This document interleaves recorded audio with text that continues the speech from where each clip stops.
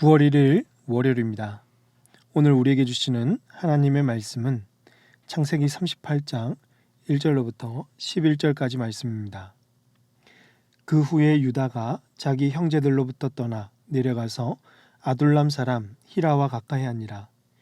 유다가 거기서 가나안 사람 수아라는 자의 딸을 보고 그를 데리고 동침하니 그가 임신하여 아들을 낳음에 유다가 그의 이름을 에리라 하니라.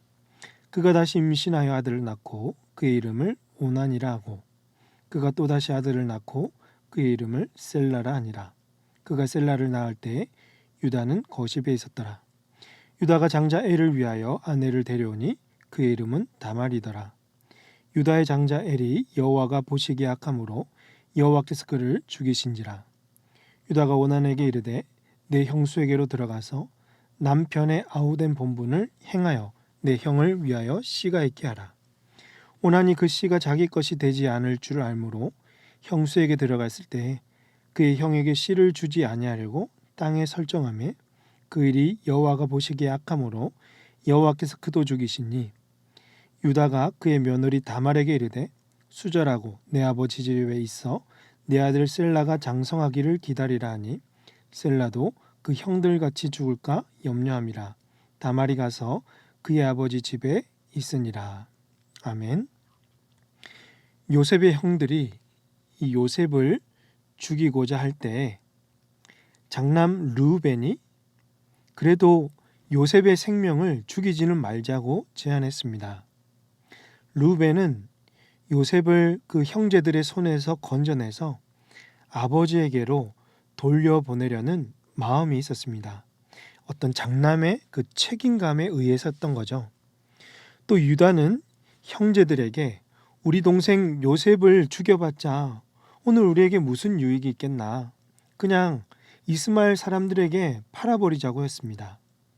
이를 좋게 들었던 형제들이 지나가는 미디안 상인에게 요셉을 팔아서 애굽으로 가게 되었던 거죠. 그리고 창세기 38장은 요셉의 이야기가 잠시 멈추고 애굽의 노예로 팔자고 제안을 했던 유다의 이야기가 삽입되어 있습니다. 갑자기 웬 유다 이야기인가 할 수 있는데 이는 단순히 요셉의 이야기를 끊는 정도가 아니라 유다라는 인물을 소개하고 앞으로 그가 어떻게 변화되어 가는지를 보여주고 있는 중요한 배경이 되는 것입니다. 여기서 이제 다말이라는 며느리가 등장하는데요. 그를 통해 태어난 베레스가 훗날 다윗, 더 나아가서는 예수 그리스도의 계보와 연결되는 것을 알 수 있고 하나님의 그 구속사적 계획 속에서 메시아의 혈통을 이어가는 중요한 단서가 되는 것을 우리는 깨달을 수 있을 것입니다. 그만큼 이 38장은 중요한 내용이라고 할 수 있겠죠. 그러면 1절 말씀을 보시면 요셉이 애굽으로 팔려간 후에 유다는 형제들과 헤어지고 아둘람으로 향했습니다. 아둘람은 가나안 성읍 중에 하나였는데 나중에 다윗이 사울을 피해 숨었던 동굴이 있는 곳으로 유명해지죠. 유다는 이곳에서 2절 말씀 보면 유다가 거기서 가나안 사람 수아라는 자의 딸을 보고 그를 데리고 동침했다고 합니다. 특히 이 가나안 여인과 결혼을 하고 만 것이죠. 이는 이방 혼인을 하지 말라고 했던 하나님의 뜻을 어기는 일이 된 것입니다. 그리고 이 이방 여인으로부터 세 아들을 낳게 되는데요. 첫째 아들의 이름은 엘입니다. 엘의 뜻은 경계하는 자입니다. 유다는 엘을 결혼시키기 위해서 다말이라는 여인을 데려와서 결혼하게 합니다.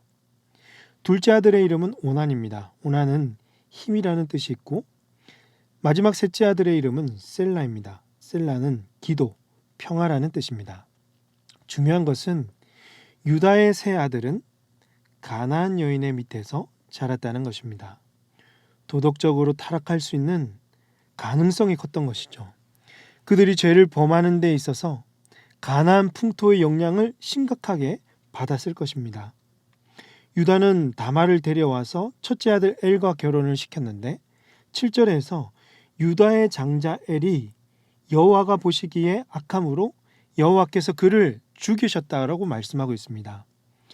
엘이 어떤 행동을 했는지 자세히 기록되진 않았지만 하나님이 분명히 보시기에는 죄를 범하였고 하나님이 직접 그를 죽이셨습니다. 엘이 범한 범죄는 결혼 이야기로 지금 전개되고 있는 문맥을 살펴볼 때 아마도 성적인 악으로 보이고 하나님이 보시기에 결코 용납할 수 없었던 것입니다. 첫째 아들이 죽었습니다. 그리고 8절에서 유다는 둘째 아들 오난에게 이제 내 형수 다말과 동침해서 남편의 아우된 그 본분을 다하라고, 그래서 내 형을 위해서 자식을 낳을 것을 명했습니다. 저희가 볼 때는 아니 이래도 되나 심각하게 볼 수 있지만 당시에 이 계대 결혼 제도가 있었는데요.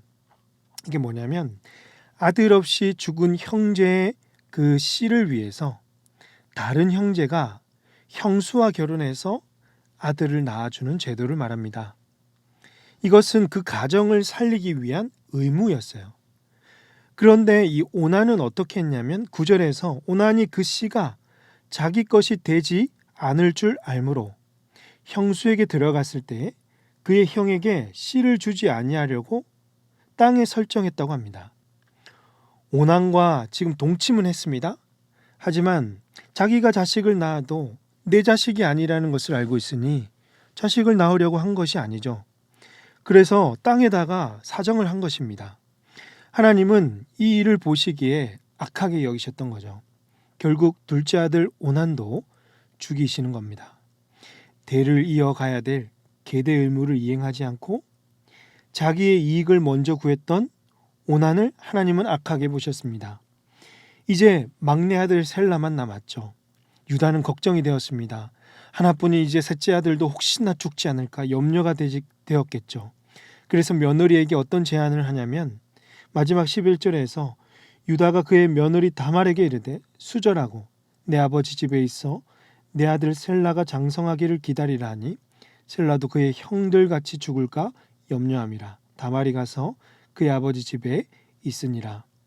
셀라가 클 때까지 친정에 가 있으라는 것이죠. 셀라가 크면 자기가 연락하겠다는 것입니다.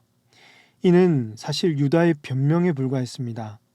그는 셀라까지도 죽을까 봐 염려가 되어서 다말을 보내려고 했던 것이고, 사실 이 모든 일이 일어나게 된 이유, 자신의 아들들이 죽게 된 이유는 모든 게 다 다말 때문이라는 원망이 그 모든 행동에 담겨져 있는 거죠. 그리고 아들들의 죄책을 다말에게 전가시켰던 것입니다. 사랑하는 성도 여러분, 오늘 이 말씀을 보면서 유다의 가정에 문제가 무엇입니까? 자식을 탓하기 이전에, 자식의 그 죄를 탓하기 이전에 유다가 택한 이 결혼으로부터 악은 이미 시작되었다는 것을 봅니다.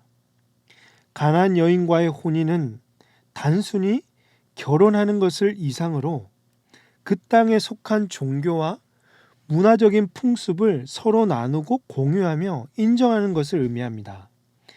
그냥 가나안 풍토를 살면서 자연스럽게 받아들이게 되는 것이죠. 저는 이번 여름에 일본 단기 선교를 다녀오게 되었는데요. 한날은 야스쿠니 신사를 간 적이 있습니다. 그 외에도 2곳 정도를 더 방문했는데 신사 앞에서 사람들이 절을 하는데요. 일본 사람들도 하지만 여행 오게 된 그 외국인들도 똑같이 절을 하는 것을 보았습니다. 그때 저는 들었던 생각이, 저 외국인들은 이렇게 절하는 의미를 알고 있는 건가? 같은 종교를 가져서 절을 하는가? 아니면 일본에는 이 신사가 유명하니까 같이 흉내를 내거나 따라하는 것은 아닐까 궁금해졌습니다. 무엇이 맞는지는 질문하지 않아서 모르지만 외국인들이 이 일본 신사에 가면 또 그렇게 절을 하는 것을 알고 있고 사람들이 하기 때문에 그 문화를 받아들이고 따라한다는 것입니다. 즉 유다가 가나안 여인과 결혼을 하게 되었다면 그와 함께 살아가는 유다뿐만 아니라 그의 자식들까지도 영향을 받을 수밖에 없고 그대로 따라 행하게 된다는 것이죠. 그러니 아들들의 이 성적인 문제와 악한 행위는 어쩌면 당연한 결과인지도 모릅니다. 이것을 우리가 보았을 때 오늘 부모된 자들은요, 무엇보다 먼저 하나님 앞에 바로 서 있어야 합니다. 부모가 세상의 법과 문화를 분별 없이 따라 행하고 물질을 추구하면서 이 세상 것을 즐기며 살아간다면 우리 자녀들도 똑같이 답습하고 하나님의 징계를 이제는 피할 수 없게 되는 것이죠. 부모들이 정말 믿음 안에서 세상과 구별된 삶을 살아가고 성령 충만함으로 하나님의 말씀에 순종하며 살아갈 때 그 가정은 믿음으로 세워지고 우리 자녀들이 하나님의 축복을 얻게 되는 것입니다. 이를 믿으시는 우리 모든 성도님들 되시길 바랍니다.